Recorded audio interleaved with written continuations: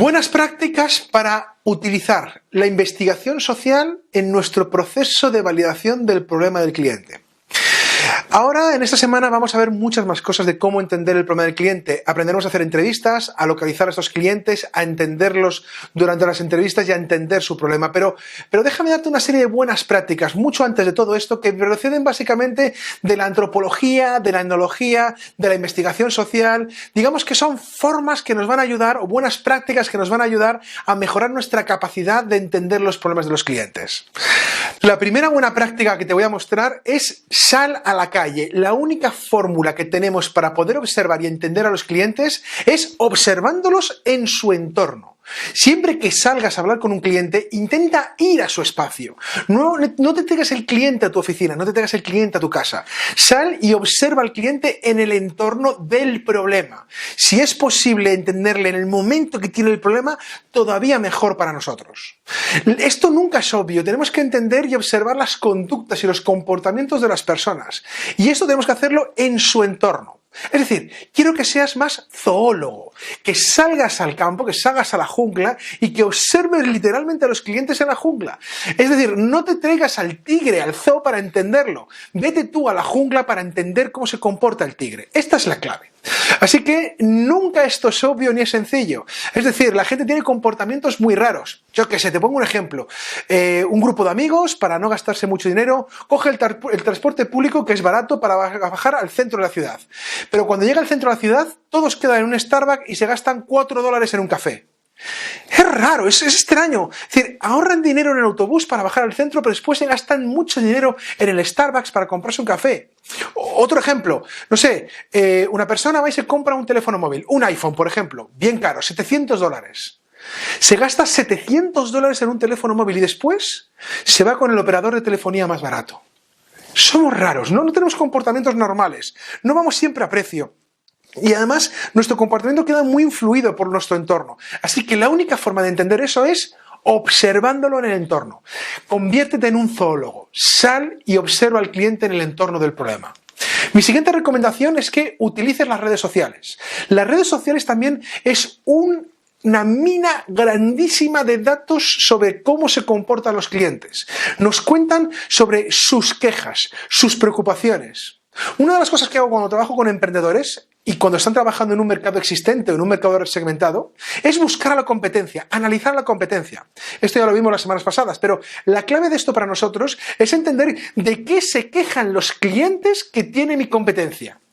¿Y sabes dónde puedes encontrar esas quejas? Principalmente en las redes sociales. Así que no menosprecies la capacidad que tiene Facebook, Twitter, hasta LinkedIn para que podamos entender cuáles son las quejas del cliente y cuáles son sus motivaciones, sus problemas o las necesidades no cubiertas. Algo muy social, como puedes imaginarte, son las redes sociales. Mi siguiente recomendación es que también utilices Google. Google es una herramienta poderosísima de búsqueda y nos va a ayudar a entender mecánicas que ya otros han entendido. Aquí puedes encontrarte muchísimos informes de investigación social. Échales un ojo, analízalos, mira esos comportamientos y encima lo que te puedo decir es que si te animas a leerlo en inglés habrá mucha más documentación interesante.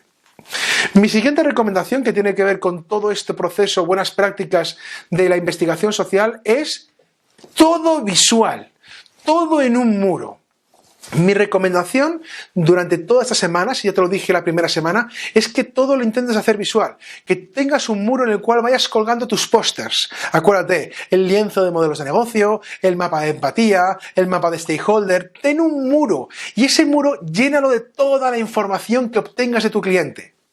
En muchas ocasiones yo llamo esto el muro del policía. Eres como un agente de policía que sigues a un asesino en serie. Lo que te dedicas es a encontrar los hechos que culpen a la persona que realmente ha cometido el asesinato o los asesinatos. Así que tienes recortes de las víctimas, puntos en los cuales han sido, evidencias encontradas. Eso es lo que tienes que hacer. Tienes que recapitular, tienes que recoger todos los hechos alrededor del problema de tu cliente. Y al ponerlos en un muro, lo conviertes en visual. Esto te permite encontrar enlaces, encontrar enganches, encontrar patrones, entender referencias. Cuando entiendes eso, entiendes qué tienes que ir construyendo. Y mi última recomendación tiene que ver con un concepto o una habilidad trabajado en antropología. Tiene que ver con lo que se llama la habilidad de extrañamiento. Cuando obtengas toda esta información, te pediría que no dieras nada por obvio, que te extrañaras de lo cotidiano, de lo que parece normal, de lo que el cliente acepta como válido, pero que tú puedes mejorárselo. Esto es una habilidad. Los antropólogos utilizan mucho eso para entender las diferencias que hay entre culturas en el planeta. Para ti la clave es entender esto, utilizar esta habilidad para entender dónde hay una oportunidad buena, dónde realmente hay un problema importante. Extráñate, cuestiónalo todo. Pregunta sin parar a tu cliente exactamente por qué es esto y cómo lo haces y para qué lo haces. Veremos de todas formas esto en entrevistas y veremos lo prácticas que son las entrevistas. Y esto nos va a ayudar a profundizar en el concepto de validación. Una vez vistas algunas prácticas, quiero contarte o quiero explicarte una de las técnicas que usamos muchísimo también para entender el problema del cliente. Esta técnica son técnicas de inmersión. Esta técnica se llama shadowing, es sombreando. Te voy a contar de qué consiste esta técnica y te voy a pedir que la practiques dentro de la medida de lo posible. La técnica consiste básicamente en vivir un día entero como vive nuestro cliente. Ya sé que es todo un reto, pero es poderosísimo. No hay nada más interesante que vivir en tu propia piel el problema que vive tu cliente. No hay nada más poderoso que sentir por un momento cómo siente tu cliente de manera real. Así que el shadowing consiste en: yo acuerdo con un cliente, y te explicaré después en las próximas clases cómo tienes que hacer esto, pero yo acuerdo con un cliente estar con él todo un día. Así que voy a recogerle a la puerta de su casa y le acompaño en todas sus labores. Intento realmente no entrometerme ni ser un estorbo, simplemente le acompaño y observo. En caso de que tengas la oportunidad de ayudarle en alguna tarea, hazlo. Métete en la tarea, vívela como si la viviera él. Pero mientras tanto, si no puedes meterte en la tarea, intenta observarlo, intenta estar cerca de él. Aprende a reírte cuando él se ríe, aprende a enfadarte cuando él se enfada. Intenta relacionarte con la gente que él se está relacionando. Vive como si fueras él. Hazlo durante un día. Esto te va a ayudar a entender muchísimas cosas. ¿Por qué? Porque la mayor parte de los emprendedores tienen una visión basada en el sesgo. ¿Qué quiere decir esto? Lo que hacen básicamente es intentan crear una realidad que no han vivido ellos o que lo han vivido los emprendedores de una manera muy vaga, muy fácil, muy sencilla. Intentan dar soluciones a otras personas que no conocen. Lo interesante, lo poderoso sería que las vivieras tú, que vivieras esos problemas en primera persona. El shadowing es una herramienta poderosísima y te pido y te animo a que intentes como experiencia personal hacerlo.